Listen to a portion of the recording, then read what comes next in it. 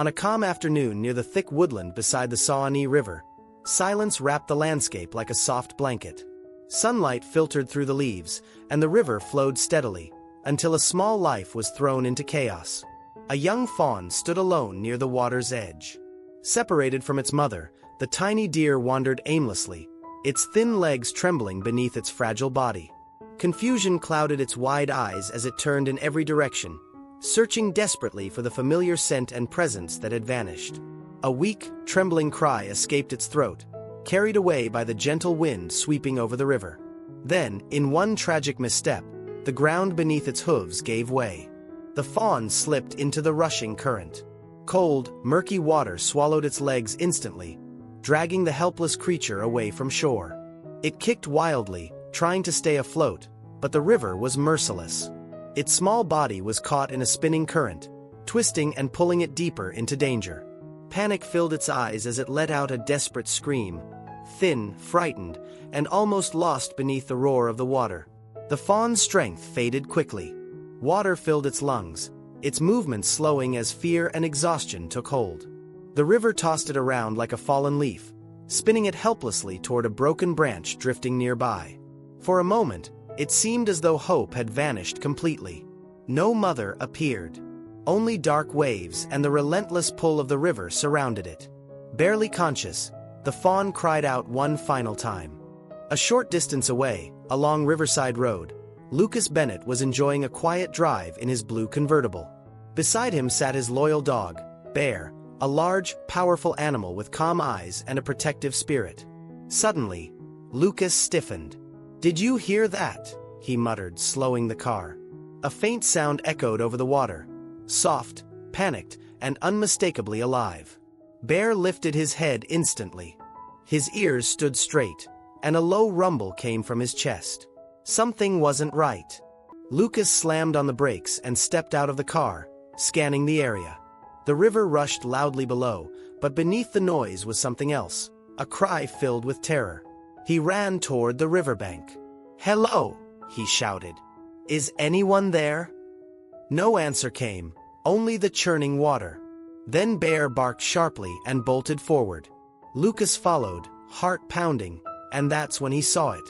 A small body, barely visible, struggling in the middle of the stream. "Oh no! That's a baby deer!" Without hesitation, Bear leaped into the water. The current fought him instantly, but Bear swam with powerful strokes, slicing through the river with determination. Water splashed high as he pushed forward, eyes locked onto the helpless fawn. The fawn thrashed weakly, sensing movement nearby. For a split second, fear returned. It thought a predator had found it. Its legs tensed, but then something changed. There were no claws, no teeth, only warmth. Bear gently grasped the fawn by the scruff of its neck, careful not to hurt it. Turning against the current, he swam with controlled strength, keeping the fawn's head safely above the water. Step by step, stroke by stroke, he fought his way back. Lucas waited at the shore, kneeling with arms outstretched. "Come on, Bear. You've got this." Moments later, Bear reached the bank. Lucas carefully lifted the soaked fawn from Bear's mouth and placed it on the ground. The tiny creature shook uncontrollably, water dripping from its ears and legs. Lucas removed his jacket and wrapped it gently around the fawn's small body. "You're safe now," he whispered. "You're safe." Bear stood close, panting heavily, but never once looking away. Lucas placed the fawn in the back seat and gently dried it with a towel from the trunk. Bear sat in front, turning around again and again to check on their new passenger. Gradually, the fawn's breathing slowed. The panic faded. Lucas's wooden house sat on a grassy hill near the forest. Inside, warmth filled the room as the fire crackled gently. The fawn rested on a soft towel by the fireplace while Bear lay beside it, guarding silently. Lucas fed the fawn warm milk from a bottle, carefully supporting its head. With each sip, the animal grew calmer, its eyes slowly filling with trust instead of fear. By the next day, the fawn was strong enough to stand. Its legs wobbled, but it managed a few steps across the yard. Lucas smiled and gave it a name. "Dottie," he said softly, admiring the white spots along its back. From that moment on, Dottie followed Bear everywhere, The dog became her guide, teaching her how to sniff the ground, listen for birds, and move confidently through the grass.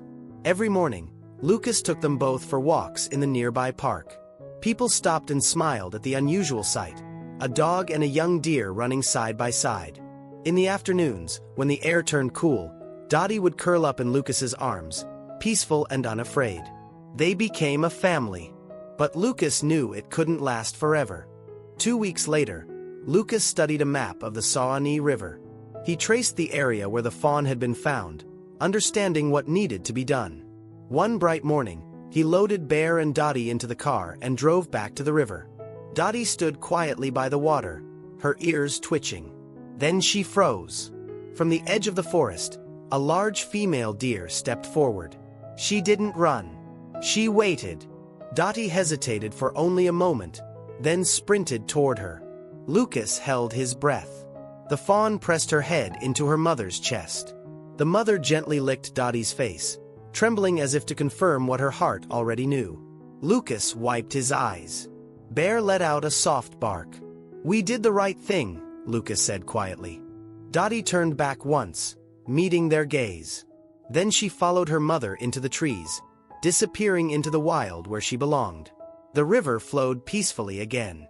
And somewhere deep in the forest, kindness continued its quiet journey.